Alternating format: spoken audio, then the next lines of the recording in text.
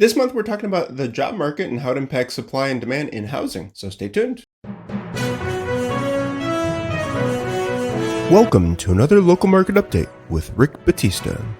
Welcome to another monthly market update, Chicago. Here we are in April, covering the month of March. So I just wanted to share something with you at the start of the video. If you go to our YouTube channel and you see we have market updates, we have for specific areas and the entire city of Chicago. Well, guess what? When we put out those monthly videos, it's the same video. However, there's a part later in the video where we share slides and data for that specific area. So if you're watching on YouTube right now and you check the caption out, you should be able to see the chapters listed. And just in case you've already seen this video, you don't want to rewatch the entire thing, you can jump ahead to the area specific data and slides. So although we do service Chicagoland, Chicago proper, as well as surrounding suburbs, we put together videos and cover specific areas throughout Chicago proper. So let's get started with some fun facts, and I'll share some insights with you as well before covering the numbers. Fun facts, market time.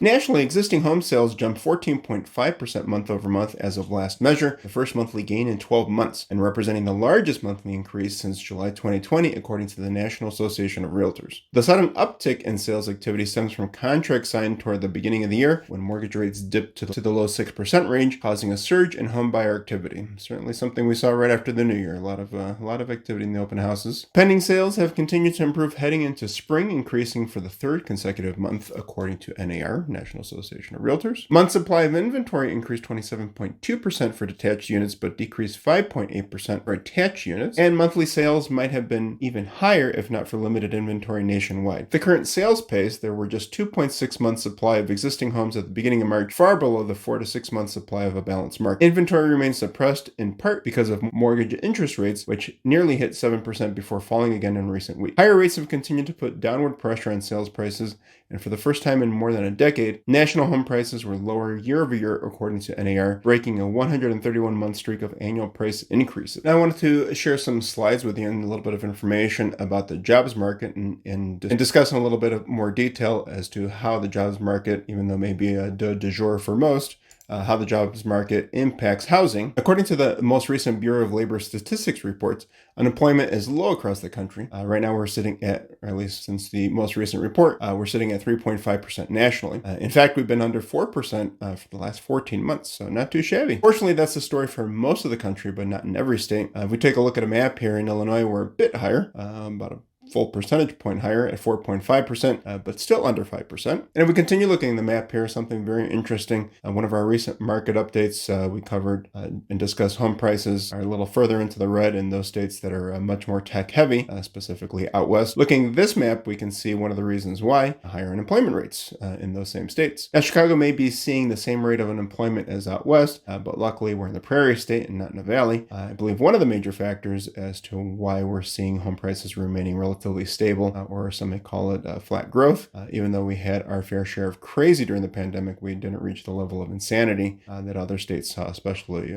out west and in some of the southern states, those warmer states that don't get, that may not see snow right after hitting 80 degrees, as we did yesterday in Chicago. So as Chicago and Illinois came and continued to go through this year's market, we started off on a little less shaky ground. So I think that's a huge difference here. So the bottom line is that the data showing today that we have a resilient economy with a solid job market, which is good news for the housing market. Why? Although for many, it may feel like you have to choose between saving for a home and buying groceries. What our economic history shows us is that less unemployment, more people working, the more households that are seeing consistent and or growing monthly income should keep demand high. Okay, so demand is high. Whoop-de-doo. What's going on with supply? Let's take a look at this chart comparing new listings for the month of March over the last several years. And what's so crucial about March? Asking some great questions today. Thank you so much. Well, what happens in March stays in March. No, silly. Historically, March helps set the tone for the spring and summer market. And here, if we take a look at this chart, the good news is that we certainly have more inventory last month than we were showing in 2021 and 2022. The not so good news is that we're still lower than we were in pre-pandemic years, especially the amount needed to meet demand. And that's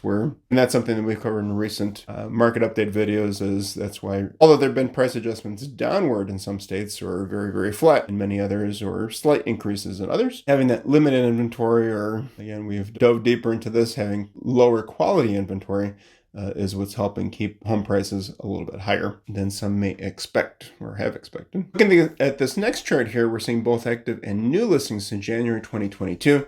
You see new listings peaked in June last year, right around the same time that rates spiked up. We certainly saw those numbers go down since. However, they have been trending upward since the start of this year. And what happened that time? Rates dipped down a little bit, giving hope to home buyers and sellers, making attendance at open houses and offers in abundance once again. So certainly a busy start of the year. And since then, we've been riding that emotional roller coaster that's called real estate and life, and are looking forward to a solid spring and summer market. In fact, I'm not the only one that's being positive. According to Fannie Mae, 58% of those recently surveyed believe the market is still active and it's a good time to sell. You, the people who are paying attention to what's going on behind the scary headlines, perhaps watching our videos here and staying informed, at least locally, realize that crash that was on the tongue of mainstream media's headlines has not transpired. And as of right now, it doesn't look like it's going to happen. So sorry, doom and gloomers. Overall, this seems to be a good amount of encouragement for buyers and sellers, while taking into consideration that the market is still playing the balancing act and mortgage rates are still high compared to where we were just a year ago. It would appear from the peak of last June through February of this year, prices have already adjusted or bottomed out in many states and or across the country. In fact, the median sales price is actually down 12% nationally. But overall, the data shows that people's paychecks are rising and going straight to the grocery stores. LOL. While taking all of that into consideration, housing affordability is getting better. Are we in a wonderful and ideal space? Absolutely not. We got a ways to go. Again, the data is showing that we are digging ourselves out of the hole that we found ourselves in late last year. So now it's time to wake up for the moment you've been waiting for. How did Chicago wrap up last month in March? Let's take a look-see, folks. But before that, suspense awaits. Going to look at the lender mediated report right quick.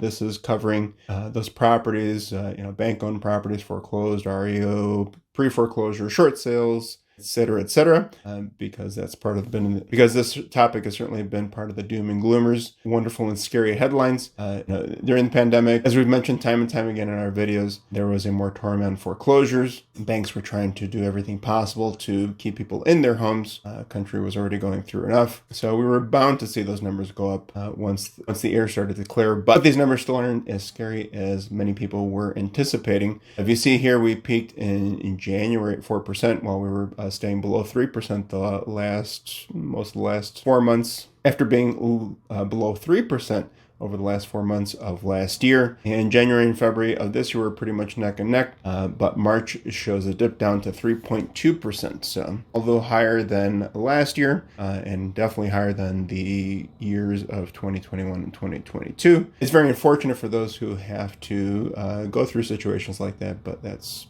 just part of a reality of home ownership. And I would like to mention that those situations are ones that we specialize in and we try and handle with as much sensitivity and understanding as compassion as possible. So if you're in a situation or you know somebody who is, oftentimes people who are in those situations don't talk about it very freely. If you suspect something, please connect them with me. I'd be more than happy to have a conversation and see how we can help out. Looking at the data, it's provided by the Chicago Association of Realtors. This is covering Chicago proper, the 77 areas.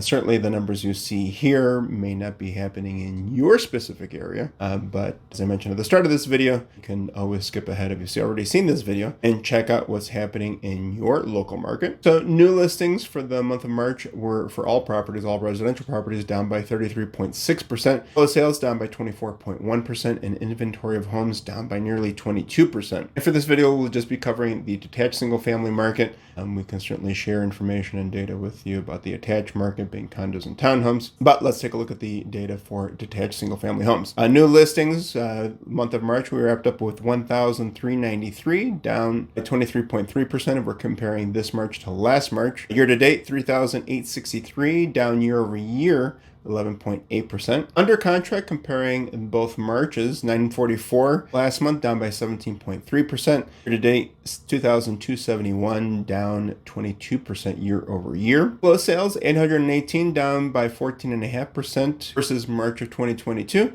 Year-to-date, 1,730, down by just under 30% year-over-year. Median sales price, $295K, certainly not the case in every neighborhood in Chicago, but down 8.7% comparing both Marches. The year-to-date number is at $285K, down by 5% year-over-year. average sales price, $444,003, down 6.7% compared to March of last year. While year to date, we are at $417,346, down by 5.6%. Average list price, I always think it's interesting to take a look at this information as well, comparing that to the average sales price. Month of March, $503,855, down by 2.7% compared to March of last year. For the year, $484,363, down by 6% over year. Percent of original list price received. This is a very crucial number to pay attention to, because especially when you're looking at specific areas.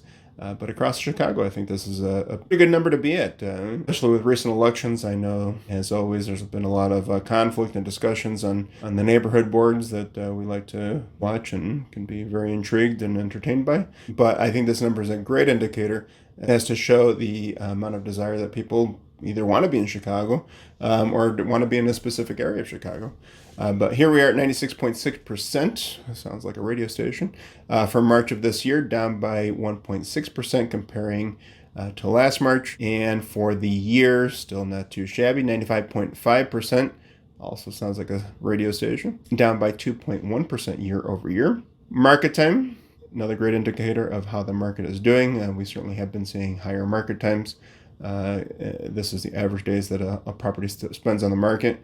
And that's directly tied into the percent of original list price received, because the better you price your home right out of the gate, chances are the less market time you're going to have.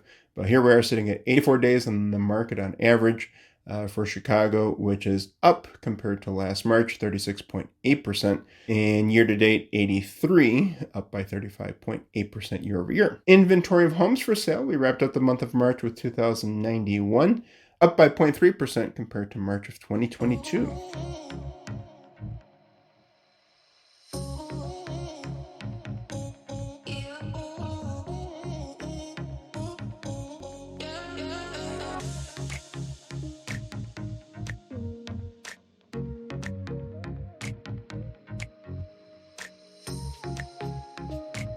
So, what does all this information and data mean for you? Heck if I know.